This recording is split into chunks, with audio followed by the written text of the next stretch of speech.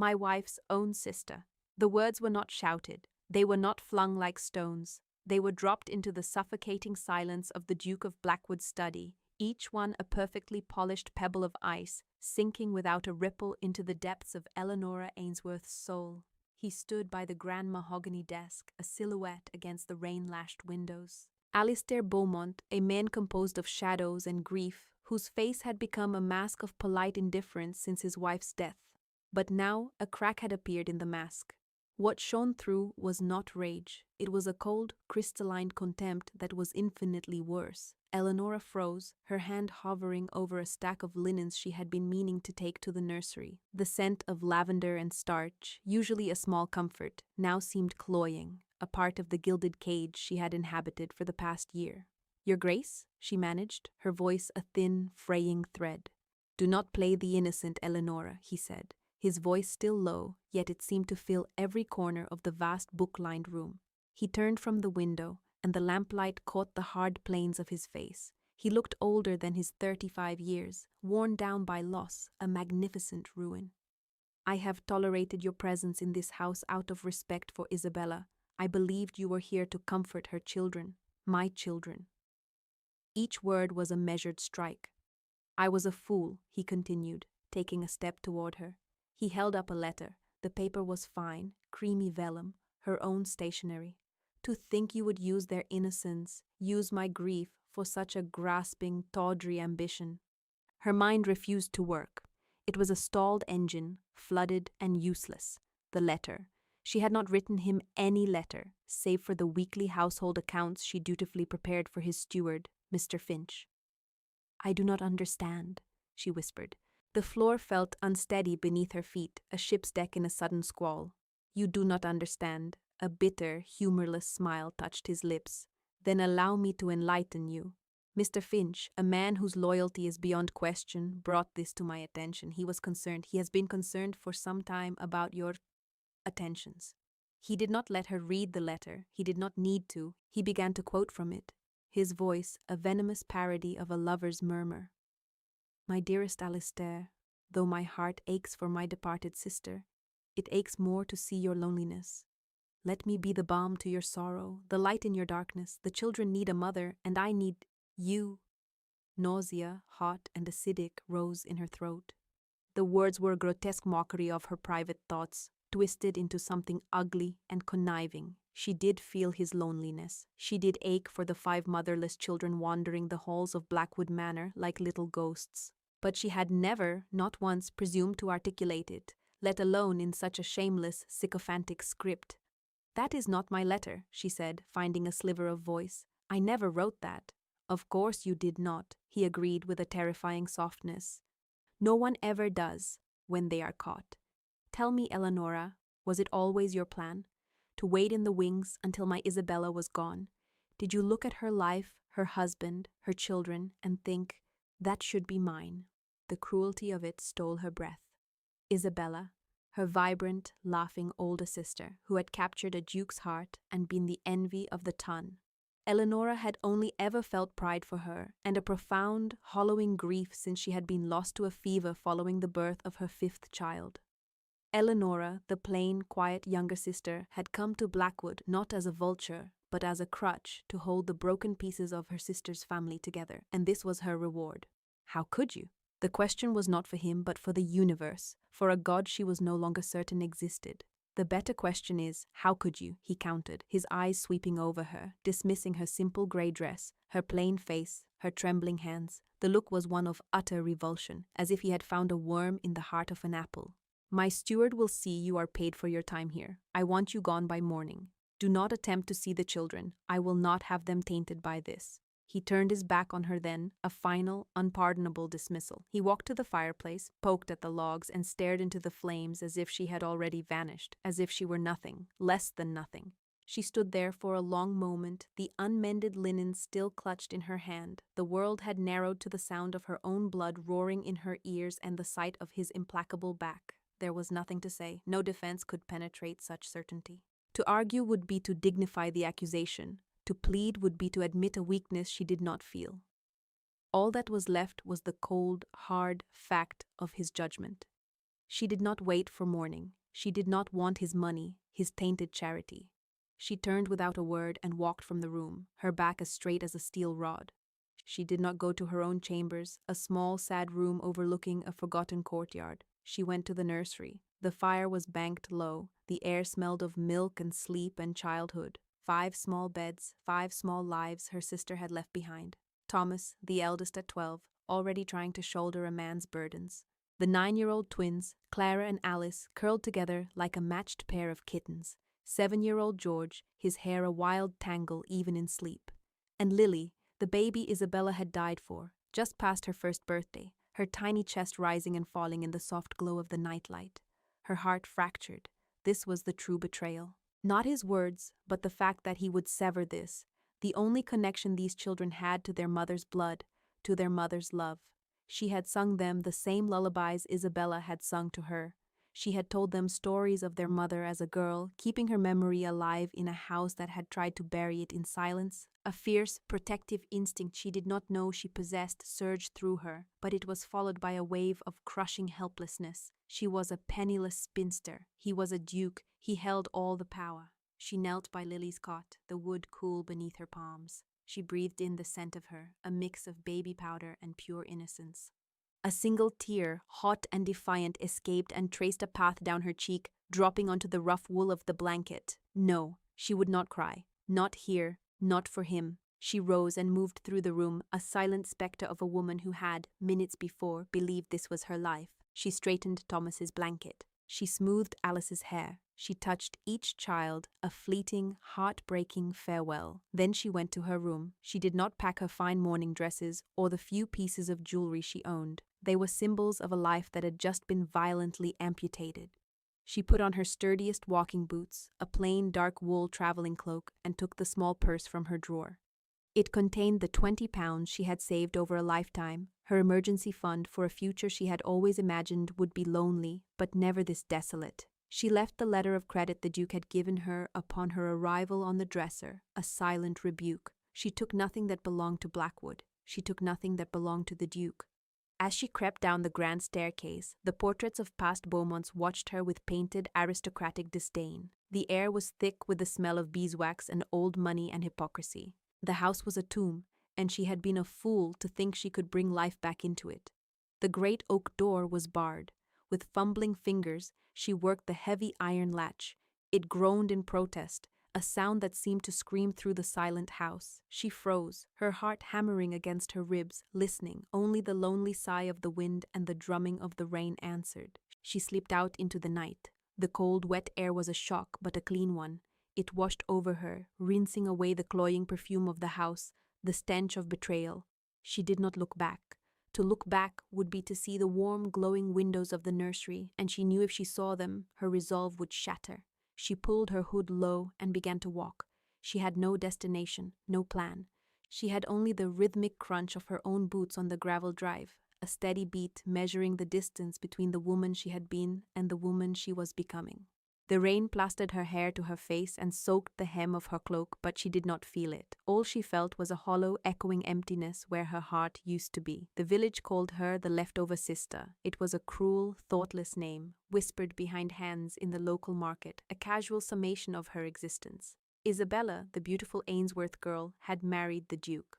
Eleanora, the plain one, had been left behind.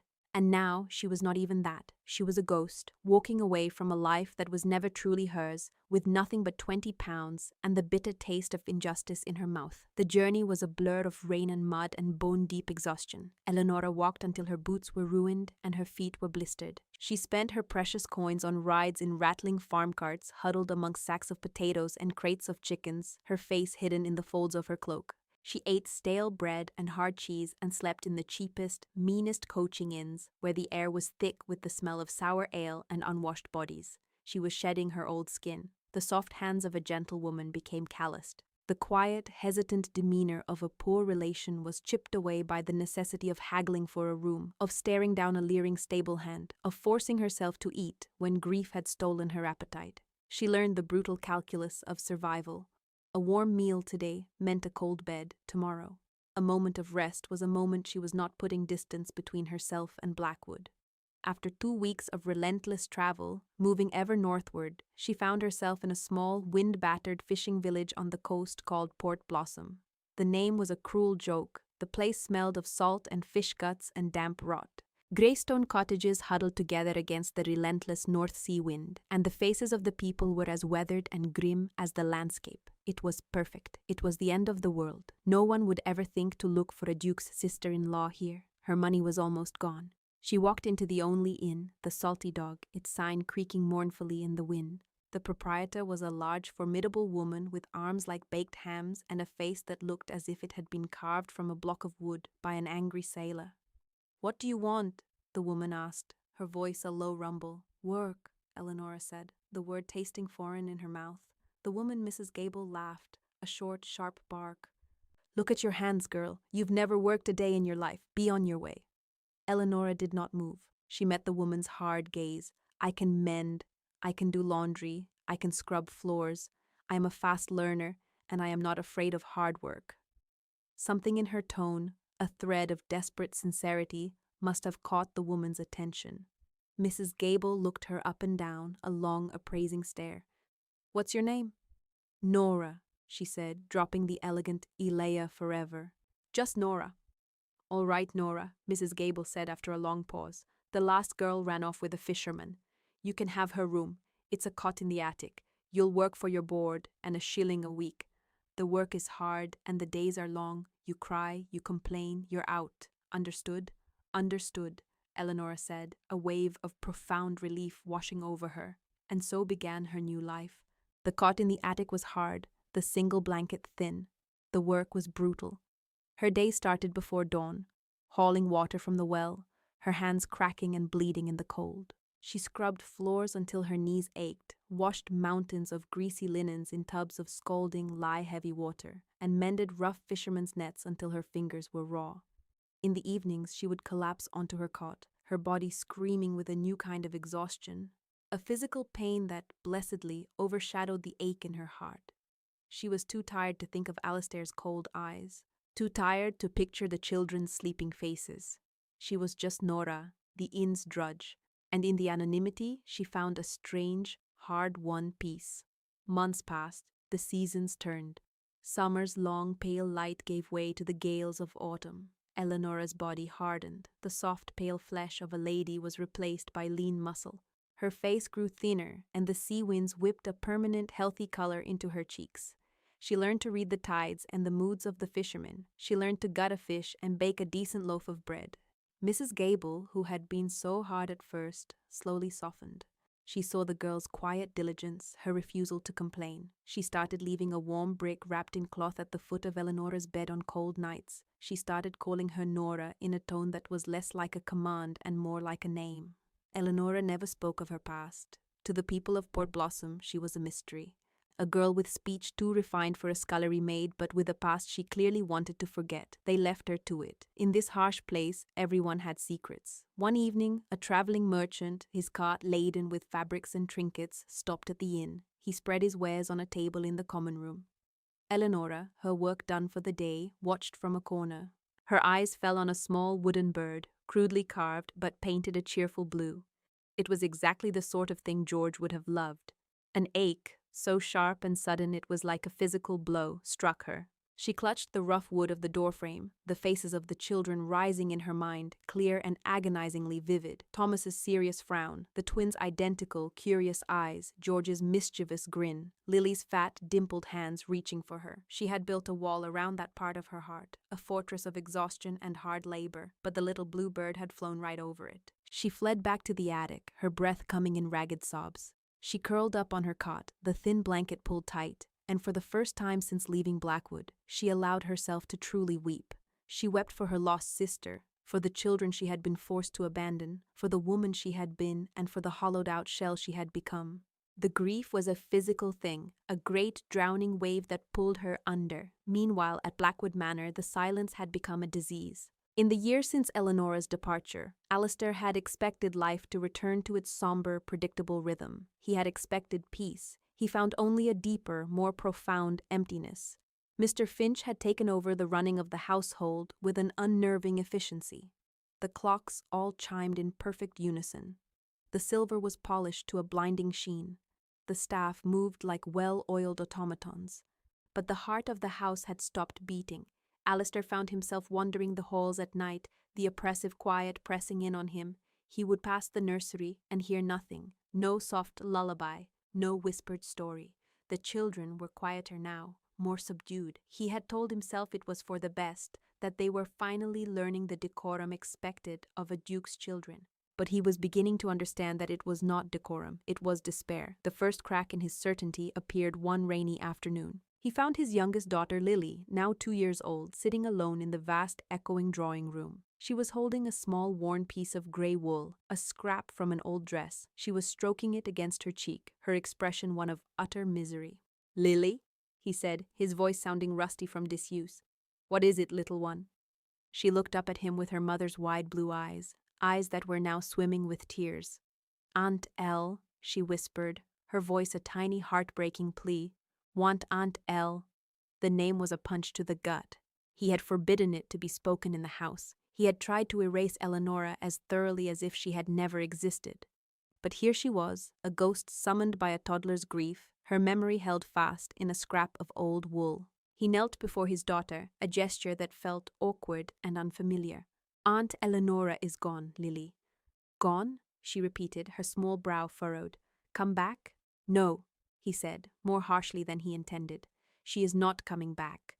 Lily's face crumpled, and she let out a wail of such pure, undiluted sorrow that it seemed to shake the very foundations of the room. The governess came running, clucking and apologizing. She whisked the crying child away, leaving Alistair alone in the silence, the echo of that cry ringing in his ears. He looked at the piece of wool Lily had dropped. He picked it up. It was soft, worn from much handling. He remembered that grey dress.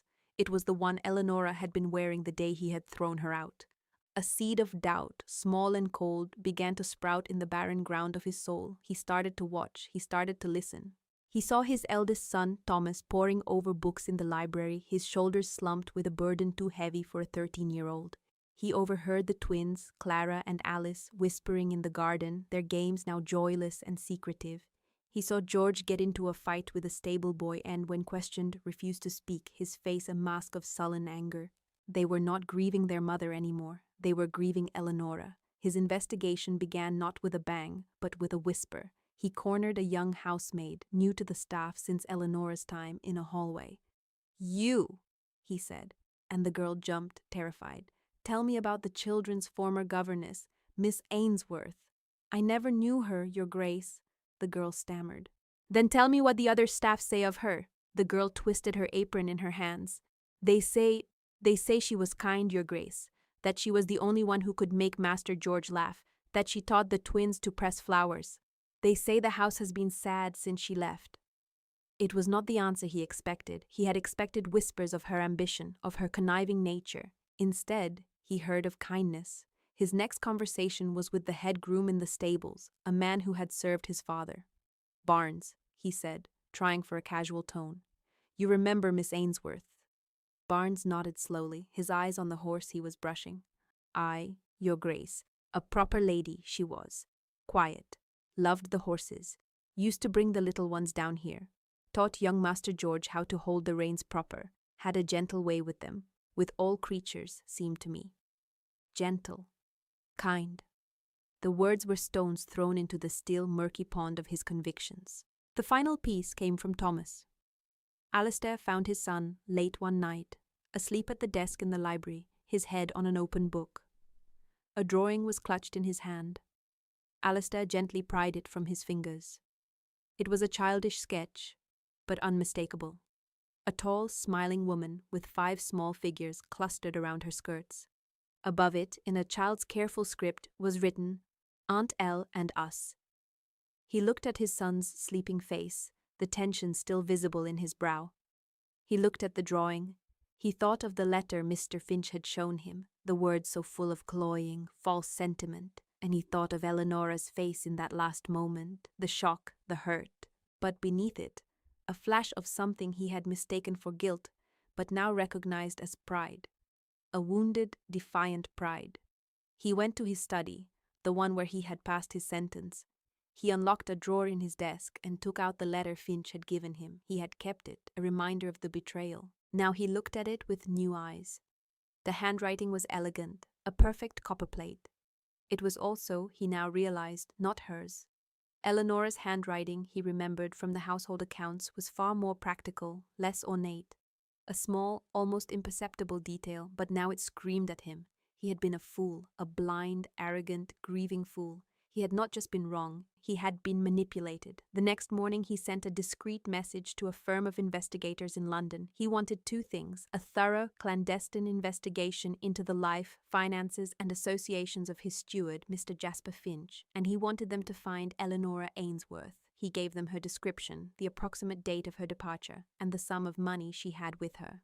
"She will not be staying in fine hotels," he told the grim-faced man who came to see him. "Look in the places a woman with no name and no resources would go.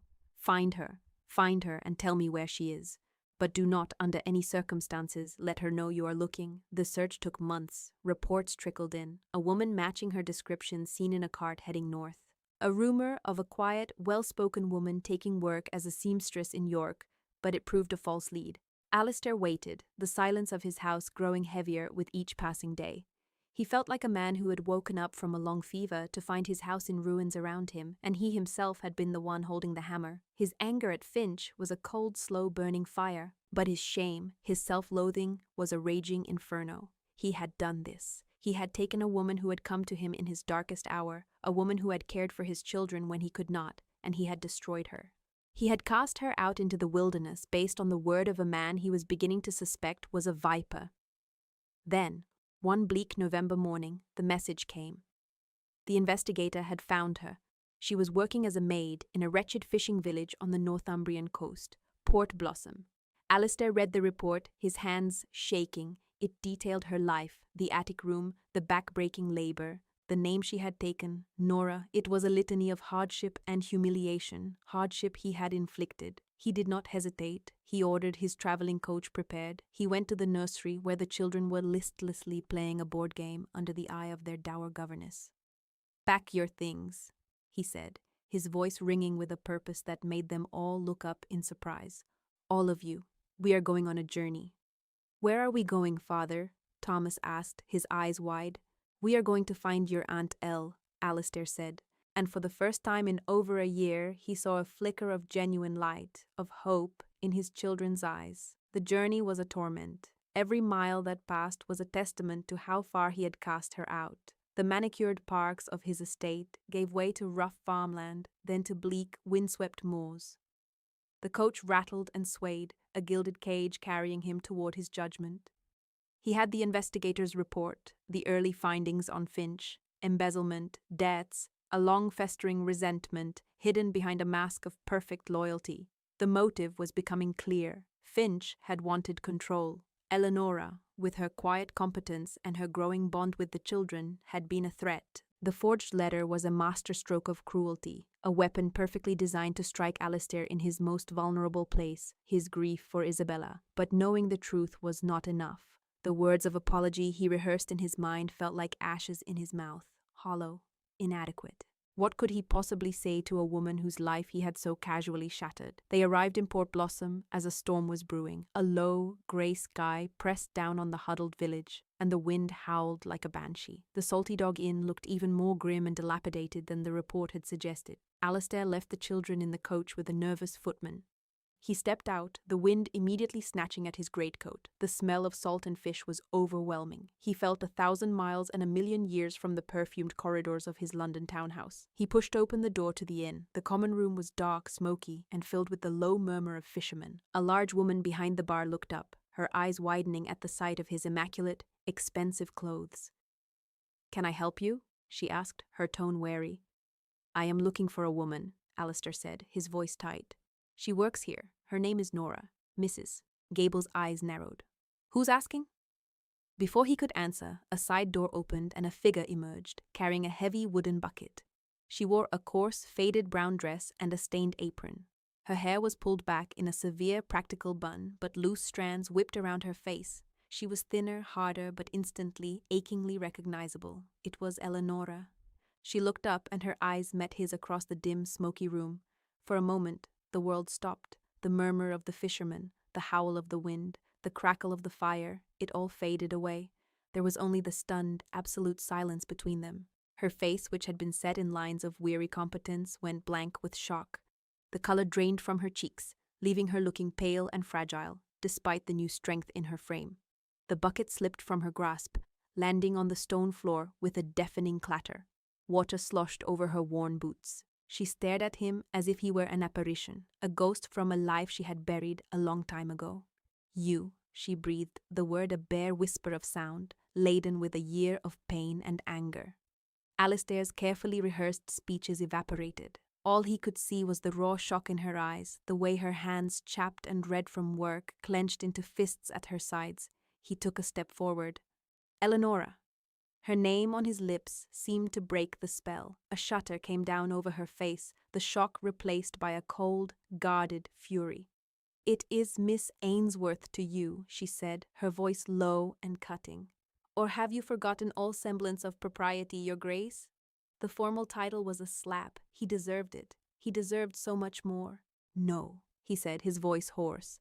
"I have forgotten nothing. That is the problem. I am here to—" "To what?" she interrupted, her eyes blazing with a fire he had never seen in her at Blackwood. "To check on the quality of the mops? To see how the other half lives? I assure you, my Lord Duke, we are all quite busy. If you require a room, speak to Mrs. Gable. If not, the door is behind you." She bent to retrieve the bucket, a clear, contemptuous dismissal. At that moment, the door to the inn burst open again, letting in a blast of wind and rain, and with it 5 small figures who had grown tired of waiting in the coach. "Father?" Thomas called out, blinking in the dim light. "Is she here?" Eleonora froze, her hand halfway to the bucket. She looked up, and her eyes fell on the children. Thomas, taller and leaner than she remembered. The twins, clinging to each other, their eyes huge. George, his hair as unruly as ever. And then a tiny figure broke free from the group and ran toward her, her little legs pumping. "Aunt Elle!" Lily shrieked, her voice a beacon of pure joy in the tense, silent room. "Aunt Elle, you came back!" Lily launched herself at Eleonora, wrapping her arms around her legs and burying her face in the coarse fabric of her skirt. Eleonora let out a small, choked sound. She sank to her knees on the wet stone floor, her icy composure shattering into 1,000 pieces. She wrapped her arms around the little girl, holding her tight, her face buried in Lily's soft hair. The other children rushed forward, surrounding her, a babble of voices washing over her. "We missed you. I have a new pony, Aunt Elle. Why did you go away?" Alistair stood frozen, watching the scene. This was the moment of his true judgment. It was not in her anger, but in this, in the raw, undeniable love his children felt for this woman he had so cruelly misjudged. He saw her arms, strung from hauling water, wrap around his children with a fierce possessiveness. He saw a tear escape from her closed eyes and trace a path through the grime on her cheek. He was an intruder here, a stranger at the reunion of a family he himself had broken apart. Mrs. Gable, who had been watching the entire drama with her mouth agape, finally found her voice. "Well, I'll be," she muttered, placing her large hands on her hips. "Get up off that floor, Nora. You're getting the child soaked." Eleonora looked up at the innkeeper, her face a mess of conflicting emotions. Then she looked back at Alistair, and the anger was back, but it was different now. It was the righteous fury of a mother bear protecting her cubs. "What is this?" she demanded, her voice shaking but strong. "What cruel game are you playing now, bringing them here?" "It is not a game," Alistair said, finding his voice at last. He took another step forward, his hands open at his sides, a gesture of peace. "It is an apology, one I should have made a year ago." He pulled a sheaf of papers from his coat pocket. "I was wrong, Eleonora. I was a blind, arrogant fool. I was deceived." He held the papers out to her. "This is the investigator's preliminary report. It details the lies you were told. The letter was a forgery. The entire story was a fabrication by a man I trusted completely." She didn't take the papers. She didn't even look at them. Her eyes were fixed on his face, searching, probing. "You believed him," she said, her voice flat. "You believed him over me, over your own wife's sister. Why should I believe you now?" It was the question he had been dreading, the question for which there was no easy answer. "Because I have brought my children 100 leagues in the dead of winter," he said, his voice raw with an emotion he could no longer contain. "Because I have spent the last year in a house as silent as a tomb. Because I look at you now, and I see not a scullery maid, but the only woman who has ever brought a spark of life back into my children's eyes. and I am ashamed." The silence in the room was thick and heavy. The fishermen had all stopped talking, their mugs halfway to their lips. Mrs. Gable stood like a statue. The children were quiet, looking back and forth between the two adults, sensing the immense gravity of the moment. Eleanor slowly got to her feet, still holding Lily's hand. She looked from Alistair's tormented face to the hopeful faces of the other 4 children. She looked at her own rough hands and then at the fine, expensive coat he wore. They were from 2 different worlds. He had thrown her out of his, and she had clawed a new one for herself out of rock and seawater. "An apology is a set of words, Your Grace," she said, her voice quiet but firm. "Words are easily spoken and easily forged." She looked at the papers in his hand. "Proof is just paper. I have learned not to trust either." She turned to Mrs. Gable. "I am sorry for the mess. I will clean it up." She was dismissing him again, turning her back on him and his entire world. "No," Alistair said, the word a command. It was the wrong tone, the old Duke speaking, and he saw her flinch. He softened his voice immediately. "No," he repeated. "Please, do not." He made a decision, a mad, impulsive decision that went against every instinct of his rank and station. "Mrs. Gable," he said, turning to the stunned innkeeper, "I would like to rent your inn, the entire establishment, for as long as is necessary." Mrs. Gable's jaw dropped. "The whole inn?" "The whole inn," Alistair confirmed. "I will pay you double your usual rate. Triple. Name your price. My children and I will be staying. We will not be a bother." He turned his gaze back to Eleonora, and his voice dropped so only she could hear it. "I am not leaving Port Blossom until you have heard every word I have to say, and until you believe me." Her eyes widened in disbelief. She looked at him, then at the children, then at the bewildered Mrs. Gable. She was trapped, not by his authority, but by his utter, insane refusal to accept her dismissal. "You cannot be serious," she whispered. "I have never been more serious in my life," he replied, his gaze unwavering. "I tore your life apart in a single moment with a few careless words. I will spend as many moments and as many words as it takes to even begin to put it right." And so began the strangest siege in the history of the British aristocracy.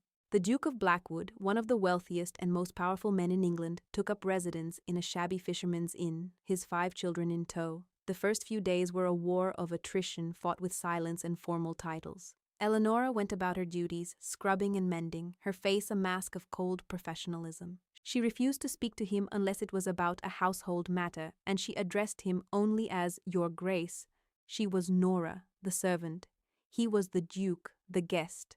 The chasm between them seemed as wide and as cold as the North Sea. Alistair did not push. He had learned, far too late, the art of patience. He accepted her terms. He ate the simple, hearty food Mrs. Gable served. He slept in a lumpy bed in a room that smelled of mildew. He spent his days not trying to talk to her, but talking to his children. He took them for walks on the windswept beach. He helped George skip stones across the grey water. He listened as Thomas explained the different types of fishing boats. He sat with the twins as they drew pictures in the sand. He held Lily's hand, marveling at how small it was in his. He was learning to be a father, and in doing so, he was showing Eleonora, without words, that he was capable of change. The children were his unwitting ambassadors.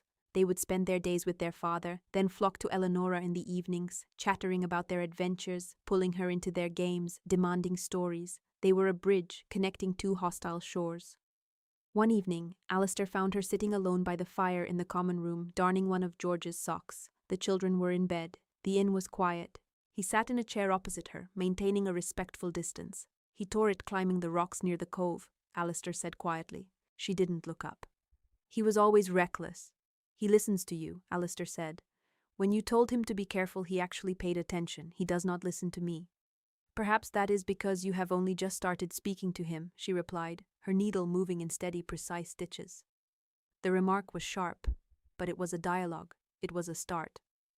"That is true," he admitted. "There is much I am only just starting to do." He left it at that. He did not press. He simply sat with her in the comfortable silence, the only sound the crackle of the fire and the whisper of her needle through wool. It was more companionable than any of the hundreds of silent dinners he had endured at Blackwood. The next day, a carriage arrived from London, bearing Alistair's solicitor and a terrified-looking man who was a former footman at the manor. Alistair requested Eleanor's presence in the inn's private parlour. He did not command it.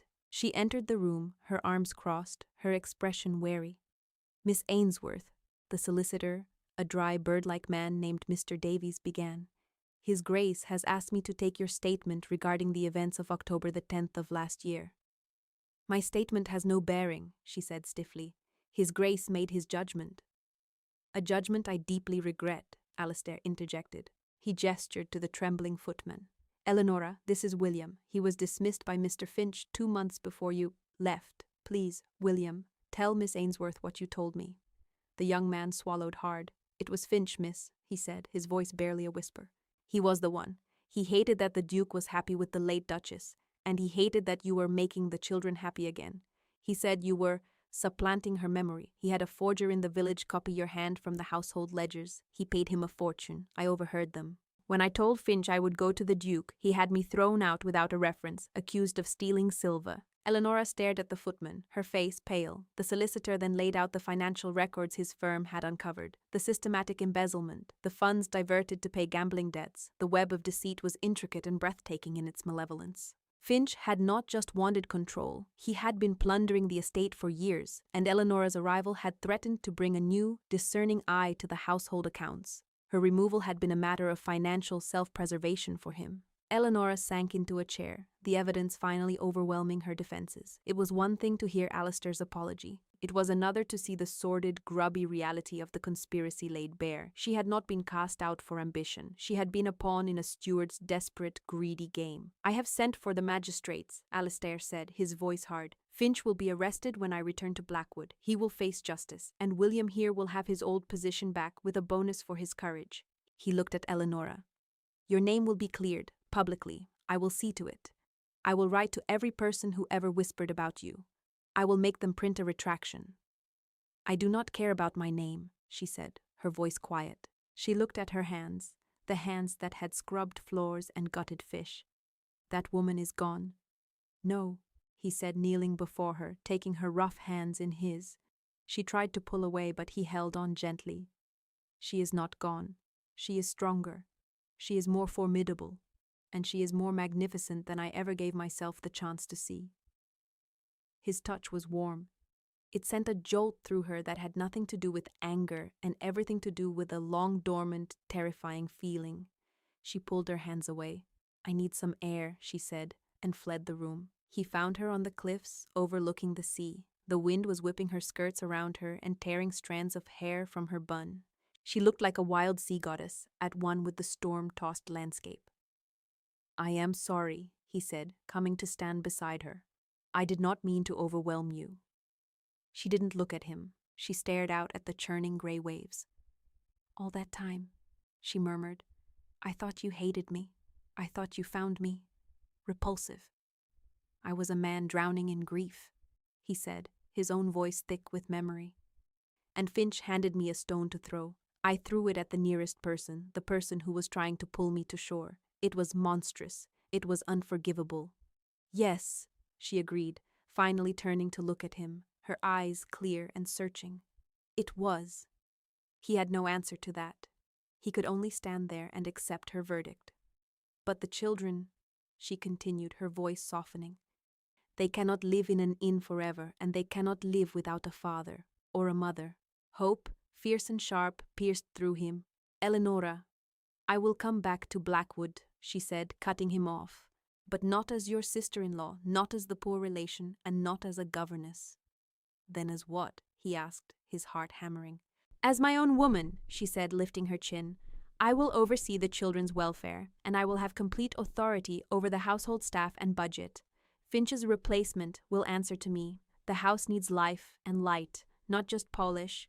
I will have a wing to myself, and you will continue to be the father you have started to become these past weeks. Those are my terms. It was a contract negotiation, a surrender of his absolute authority. It was the most wonderful thing he had ever heard. I accept, he said without a moment's hesitation. She looked surprised. Just like that? Just like that. A small smile touched his lips. Though I had hoped to add a clause of my own. And what would that be? She asked, a hint of her old wariness returning. He stepped closer, his eyes full of a warmth she had never seen before. that the Duke be allowed to court Miss Ainsworth, properly, with flowers and poetry and long walks, that he be given a chance to prove he is more than the ghost she once knew. A blush, the first he had ever seen on her, rose in her cheeks. The Duke is being presumptuous. The Duke has been a fool for a very long time, he countered gently. He is hoping the lady will allow him the chance to become a wise man. She was silent for a long moment, the wind whipping around them, the cries of the gulls filling the air. Then a small, tentative smile touched her lips, a smile of such breathtaking beauty it made his heart ache. "The lady," she said, "will consider it." The return to Blackwood was a triumph, not a loud, ostentatious one, but a quiet, profound one. Finch was gone, dismissed in disgrace and awaiting trial. The staff, freed from his oppressive rule, greeted Eleanora's return with genuine relief. She was true to her word. She took the reins of the household with a firm, competent hand. Windows were thrown open to let in the sun. Fires were lit in long, dormant hearths. The scent of baking bread and fresh flowers replaced the stale smell of sorrow. Laughter, the children's first, then the staff's, began to echo in the halls once more. Alistair was also true to his word. He courted her. He filled her rooms with wild flowers from the meadows. He read poetry to her in the evenings in the library, his voice low and rich. He sought her opinion on estate matters, listening to her shrewd, practical advice. He treated her not as a dependent, but as an equal, a partner. He wooed his children as much as he wooed her. He learned their favorite stories, their secret fears, their wildest dreams. He was no longer a distant, formidable figure. He was father. The change in him was the most powerful seduction of all. She saw the man he was always meant to be, emerging from the shell of his grief. A man who was kind and honorable and capable of deep, abiding love. He proposed to her 6 months later, not in a grand ballroom, but in the middle of the rose garden she had brought back to life. He did not offer her a title or a fortune. He offered her his heart, his name, and a lifetime of partnership. "I know I am not worthy of you, Eleanora," he said, his voice thick with emotion, "but I will spend the rest of my life trying to be." Her answer was not in words, but in the tears of joy that traced paths down her cheeks as she threw her arms around his neck. Their wedding was a small, private affair, attended only by a few close friends and, of course, the children, who acted as a chaotic, joyful bridal party. That night, as the last of the celebrations died down, Alistair found Eleanora not in their grand marital suite, but in the nursery. She was sitting in the rocking chair, a sleeping Lily in her arms, the other 4 children curled up on rugs and cushions at her feet, having fallen asleep during a final, rowdy story. The room was bathed in the soft glow of the fire. It was a portrait of perfect, profound peace. He walked over and knelt by her chair. He gently brushed a stray curl from her forehead. She looked up at him, her eyes shining with a love that filled all the empty spaces inside him. "The village used to call me the leftover sister," she whispered, her voice catching. Alistair looked around the room, at the 5 sleeping children who adored her, who had been her fiercest champions. He looked at her, his wife, the resilient, magnificent woman who had saved them all. "Perhaps," he said, his voice full of a love so immense it felt as though it could remake the world. "But they," he gestured to the children, "call you something better." Lily stirred in her sleep, nuzzling closer to Eleanora's warmth. She sighed, a small, contented sound. "Mama," she murmured, her voice soft and drowsy. Eleanora's breath hitched. A single perfect tear rolled down her cheek. Alistair reached out and gently wiped it away. He leaned in and kissed her, a kiss that was not about passion or desire, but about home, about finding a harbor after a long and brutal storm. In the quiet of the nursery, surrounded by the tangible proof of their new life, the Duke and his Duchess were finally, completely, at peace.